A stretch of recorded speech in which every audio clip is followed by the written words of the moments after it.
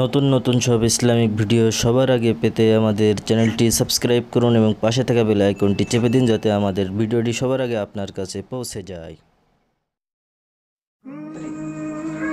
নাহমাদুহু ওয়া নুসাল্লি আলা রাসূলিহিল কারীম, আম্মা বা'দ। প্রিয় হাজিরিন, আমরা আজকে উপস্থিত হয়েছি পবিত্র মাহে রমজানের খুবই গুরুত্বপূর্ণ দুই একটা বিষয় আলোচনা করার জন্য। প্রথমে যে কথাটা বলবো সেটা হলো, আমাদের মুসলিম সমাজে তারাবির নামাজের প্রতি 4 রাকাতের পরে একটা দোয়া পড়া হয়, খুবই প্রচলন রয়েছে। সুবহানাজিল মুলকি ওয়াল মালাকুত, বিশাল বড় একটা দোয়া 4 রাকাত পরে পড়া হয়। অনেকেই আমাদের কাছে প্রশ্ন করে, হুজুর এই দোয়াটা কীভাবে পড়তে হবে, একটু শিখাই দিন দোয়াটা। আবার অনেকে প্রশ্ন করে দোয়াটা সঠিক কিনা, ভুল, বা দোয়াটা কোরআন হাদিসে আছে কিনা। তো প্রথমে এই ব্যাপারে বলতে চাচ্ছি সেটা হলো যে এই দোয়াটা কোরআন হাদিসে কোথাও নেই। তবে এই দোয়াটার যে অর্থটার মধ্যে কোনো সমস্যা নেই, শিরিক বা অন্য কোনো কিছু নেই। তবে এটা কোরআন সুন্নাহয় কোথাও পাওয়া যায় না এই দোয়াটা।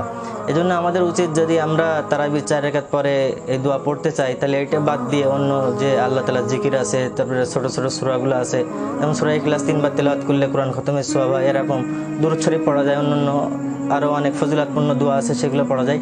আর এখানে আরেকটা কথা, সেটা হলো আমরা যে তারাবি 4 রাকাত পরে বিশ্রাম নিই, আসলে তারাবি মানেই বিশ্রাম, কিন্তু আমরা যে বিশ্রাম নিই এটা একটা আমাদের ভণ্ডামি ছাড়া কিছু না। কারণ সাহাবীরা যখন তারাবি পড়তেন, 4 রাকাত পড়তে তাদের দীর্ঘ সময়, প্রায় 1 ঘন্টা লেগে যেত। আর আমরা 4 রাকাত পড়ি 4 মিনিটও লাগে না। তো এরপরে আবার বিশ্রামও নিই। আর সাহাবারা বিশ্রাম নিতেন 1 ঘন্টা পরে, তারা হাঁটাহাঁটি করতেন, খাওয়া দাওয়া করতেন, আবার নাস্তা পানি করতেন, আবার অনেকে এই সময় নফল নামাজও পড়তেন। তো এই জন্য এই দোয়াটা বাদ দিয়ে আমরা কোরআন সুন্নাহর আলোকে যে সমস্ত দোয়াগুলো পাওয়া যায় সেগুলো পড়বো বলে আমি আশা রাখি। এরপরে আরেকটা প্রশ্ন আমাদের কাছে প্রায় আসতেছে, সেটা হলো যে আপনার এই তারাবির নামাজ কয় রাকাত।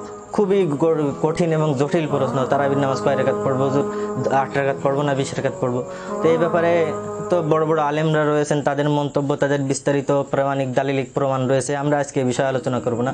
আমি সংক্ষেপে যে কথাটা বলতে চাই সেটা হলো, হারামাইন শরীফাইন তথা মক্কার কাবা শরীফ এবং মদিনা শরীফ এবং বিশ্বের সমস্ত মুসলিম দেশের সেন্ট্রাল যে মসজিদগুলো আছে সেখানে 20 রাকাত তারাবি পড়া হয়।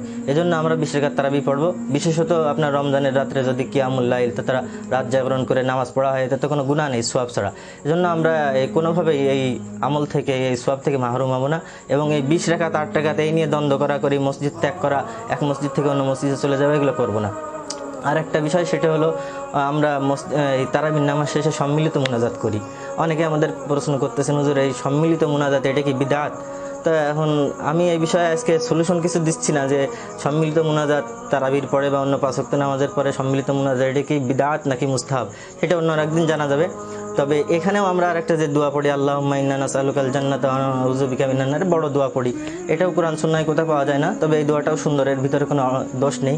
তবে আমার মনে হয় এইটা মাঝে মাঝে পড়া যায়। তবে কোরআন হাদিসের অন্য যে দোয়াগুলো রয়েছে, আল্লাহুম্মা ইন্নী যালামতু নাফসি বা রব্বানা যালামনা আনফুসানা রব্বানা আতিনা ফিদ দুনিয়া, যে অসংখ্য কোরআন সুন্নাহয় বর্ণিত দোয়া রয়েছে সেগুলোও করা উচিত। কারণ কোরআন সুন্নাহয় যা নেই সেটা করার থেকে যা কোরআন সুন্নাহয় অন্য জায়গায় আছে এখানে নেই, সেটা পড়া আমার মনে হয় সব থেকে উত্তম। আর একটা বিষয় সর্বশেষ যে আবেদন এবং নিবেদন, সেটা হলো আমাদের বাংলাদেশে আমরা আসলে তারাবি পড়ি না তাড়াহুড়া করি, এটা একটা খুব জটিল বিষয়। কারণ আমরা তারাবি পড়ার নামে তাড়াহুড়ো করি। তো আমার মনে হয় তারাবির নামাজের যে এই কিরাতগুলো, কোরআন তেলাওয়াতটা আরও একটু ধীরে সুস্থে ধীরে স্থিরভাবে হওয়া উচিত, যাতে করে কোরআনের আয়াতগুলো, অক্ষরগুলো স্পষ্ট উচ্চারণ হয় এবং আমরা বুঝতে পারি। এতে করে কোরআনের যে তেলাওয়াত শোনার ফজিলত, এটা আমাদের অর্জন হবে বলে আশা রাখি। আল্লাহ তাআলা যে কথাগুলো বললাম এগুলো আমাকে এবং আমরা যারা শুনতেছি সবাইকে আমল করার তৌফিক দান করুক। ওয়া আখিরু দাওয়ানা আলহামদুলিল্লাহি।